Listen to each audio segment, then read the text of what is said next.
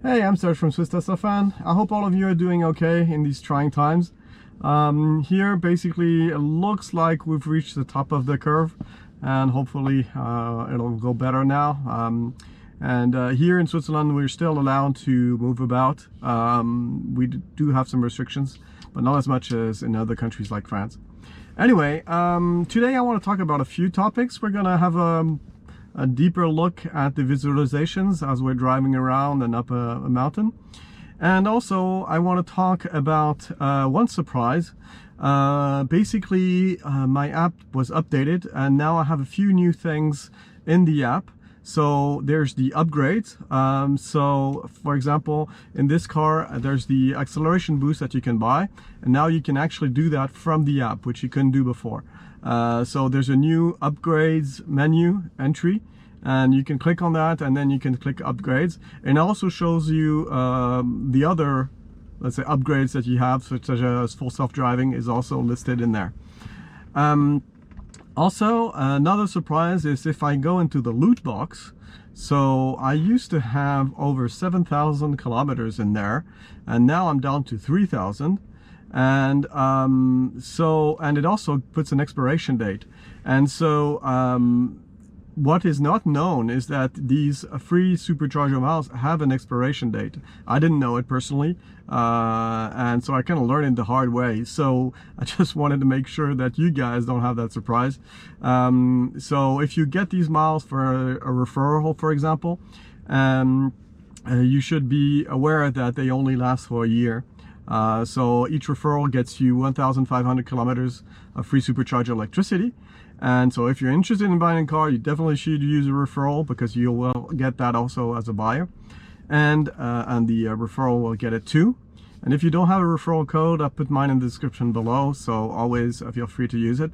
And thank you so much for all the people who have already done that. I really, really appreciate it. It's a great way to support the channel also if you want to kill two birds with one stone.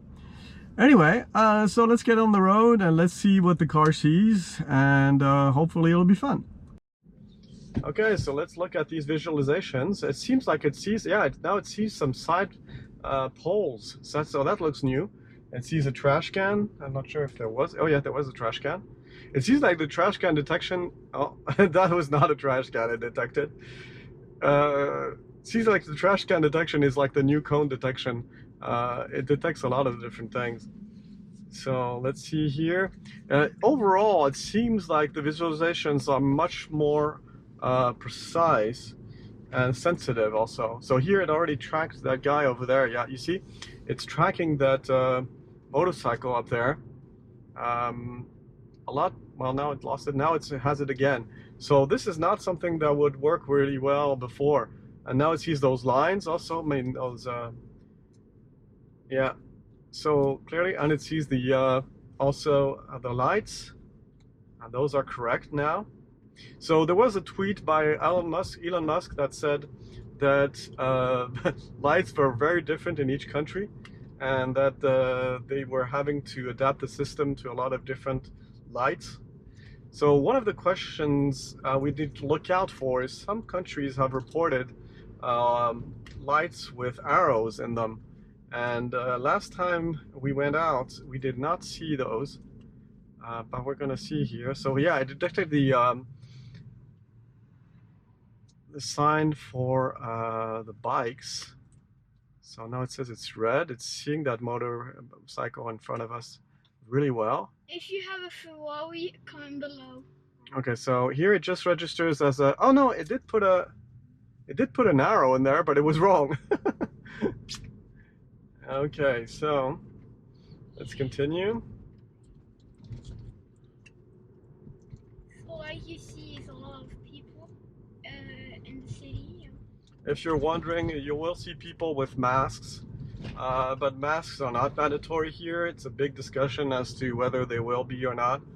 The official position is still that if you're not sick, they're not needed. But as the reopenings happen, there might be more restrictions coming. So we'll see. So here I'm taking a route I don't usually take, but it has more lights. So we're gonna see how that goes. So yeah, it's definitely more sensitive. It sees these lines also, these stopping lines, which is also new. So it doesn't just show you the actual lights, it shows you where you're supposed to stop, which is really cool. Really good. Um, Motorcycle's been registering really well also. Oh, it didn't show the arrows. Yeah, the arrows come a little bit late, I think. It probably needs those arrows a little bit before. Yeah.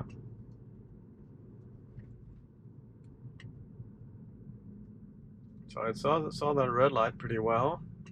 And it's seeing that it showed somebody actually walking on the sidewalk. Okay, so now it shows it red when it was not yet red. So it's a little bit confused by these double lights here. Yeah, you can see there it's showing two lights one on top of another. That's not correct. And here it's showing just a single light there, and it's not clear which one of those two it is. Is it seeing any more lights? Yeah, it's seeing more. It didn't register that car coming towards us until late. Yeah, so there's definitely still some improvements to be made. Yeah, and it's very confused as to when it's green or not. So, yeah, definitely lights in Switzerland are not there yet. There's improvements to be made, yeah. And also with the two lights. Yeah, with the double lights, yeah. That's a big problem. That doesn't seem to me like such an exception in Switzerland. But, yeah, here it's thought it was red when it's not. We're gonna need a few updates before they can actually turn on the system because the system that stops at the lights and at the stop signs has already been deployed in some cars in the early access program in the US. But here, I don't think they should turn it on right away because it's still pretty flaky. Hopefully they can get it. So it seems like it's tracking that bicycle a lot better too. Let's see how it does it now. That's really good. Yeah, it's tracking bicycles a lot better Than the last time. Whoa, the clip. So one thing that's really important is Elon Musk talked a lot about 3D labeling, and you might wonder what exactly that is. So 3D labeling is a technology that basically labels objects on an image. So 2D labeling is basically just feeding it an image, and then the artificial intelligence system will kick in and it will identify with probabilities different parts of the image. So it will say, this looks like a bicycle, I'm 80% sure of that. This looks like a line, I'm 70% sure of that. This looks like a man walking, I'm about 30% sure of that. So you have to remember that it's always percentages, and basically what the car is doing is it's constantly reevaluating those percentages. Now, 3D labeling is one step further than that, and it's actually a very innovative and pretty state-of-the-art technology, because the way it's done is, you've probably seen these images that Tesla has put forward as basically reconstructing 3D scenes from images, from 2D images. And this is something that I've actually also worked with. And it's pretty impressive because you get results that are similar to LiDAR, but with just cameras. And the way you can do that is, especially if you have multiple cameras, which is the case up here, we have multiple cameras and we also have some side cameras. So you can actually do 3D reconstruction of the system, of the environment. And of course, there will be mistakes. There will be things that are not perfect. But with LiDAR, it's the same thing. LiDAR especially works really badly in raining conditions because the LiDAR, the laser might, detect actually also snowflakes will actually cause issues, whereas a vision-based system will not have those issues. at least can understand them a lot better. So anyway, so basically once you reconstruct that 3D environment, you can also do labeling based on that. And what's really interesting in there is that as you're doing 3D reconstruction and 3D labeling, you can reach higher percentages and actually make sure that your detection is of higher quality. And the other thing is that a car is a moving object, and just as a human head can move, basically as we're moving, we can actually use the difference in images to be able to increase the quality of the training. And so this is why it's so important that this training data is used and properly and processed, because there's a lot of data. I mean, if you had to imagine, each Tesla has 8 cameras, and it's sending the images of those 8 cameras to, well, not all the time, but in some cases, 2 central servers, and processing all that data would just be a huge amount of processing needed. And they're doing more of that, and basically the more they can do of that, the better the predictions can be, and so the 3D labeling improves. So this is what he was talking about in terms of exponential improvements in terms of 3D labeling. And of course, once you have the 3D labeling, you're basically capable of doing a lot more decisions in terms of autonomous driving. So that's something I wanted to talk about quickly, because it's not a technology unique to Tesla, but clearly they're working hard on that. So yeah, we've seen here some poles again appear. So poles are definitely a new thing. And here I can actually turn this on. Autopilot? Yep. Because here it's a pretty easy road for the autopilot. Okay, we're coming to a roundabout. Let's see what it does about that, because it still doesn't recognize roundabouts, I think. No, clearly nothing there. So roundabouts are one of the big integrations about autonomous driving. I'm not sure, I've never seen a demonstration of on autonomous driving with Tesla on roundabouts. They've shown four-way stops and things like that, but they've never shown the roundabouts, so I'm not sure where they are in that regard. Another thing I was wondering about is, there's some mess on the ground here, is people actually waiting at a crossroads, and can the car, because here in Switzerland, for example, if somebody's waiting to cross the road, you have to give them right away, so you're supposed to stop and let them pass. Now, will an autonomous car be able to detect that and be able to do it is a big question. And I'm guessing this is, again, one of these regional things that need to be learned by the system. So those might take more time to get. Okay, so here we have some pretty strong curves, and I'm wondering if the car will slow down. Slow down to Yeah, it's slowing down just a tad.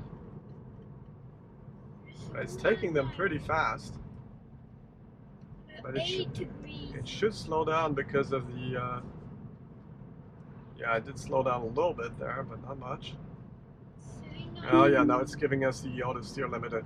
Okay. So yeah, so there's still those issues with that's the UN EU regulations that are limiting that. And it just should slow down a little bit more, and then it'll be fine. Another thing I should mention about the car is that because of the confinements and shutdowns, this is now, as I'm recording this, we're late April, and I still have my winter tires on, because the place to change them, I use Euromaster here in Switzerland, is still closed.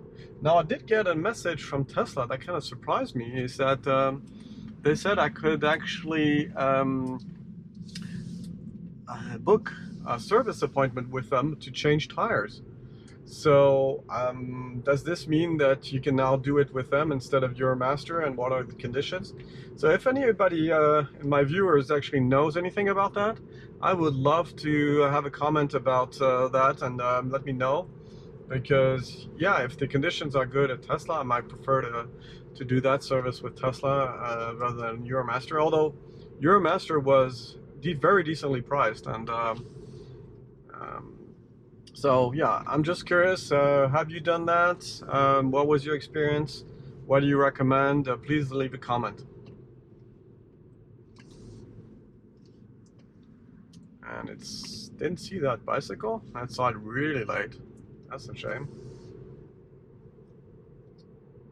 So it's seeing all these poles pretty well, but it didn't see that bicycle. Okay, we're getting to Sasselg, just a little town on the mountain. It's still detecting all of those poles. These poles, for those of you who are not in Switzerland, these poles are used in the winter time. So the idea is that they're higher than the white poles, so that if there's a lot of snow, which doesn't happen anymore because of global warming, but when there was a lot of snow, you could still see the edges of the road.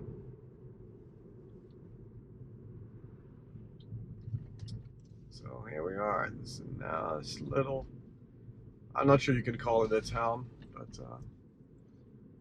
Maybe town. yep.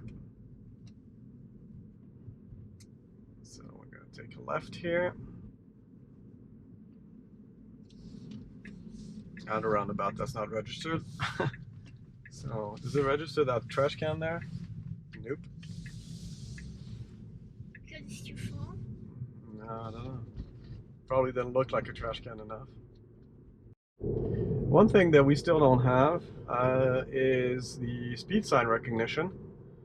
And I'm wondering if we're ever going to get that, because we really need it. For example, here, you'll see it says 60, but actually the map says 70. So that's a nuisance. And there's a lot of these types of mistakes in the maps. So speed sign recognition would definitely help that.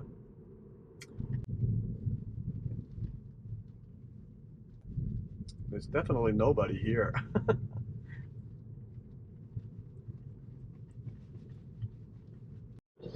Okay, now we're at the top of this mountain and we have 296 kilometers. So what we're gonna check is we're gonna drive down and we're gonna see if we can regenerate power if I drive properly. Of course, there's always parts where we do have to go back up, so we'll see how that behaves. But it's always fun to drive down with an electric car and either not use much power or regenerate. So yeah, we'll catch you downstairs.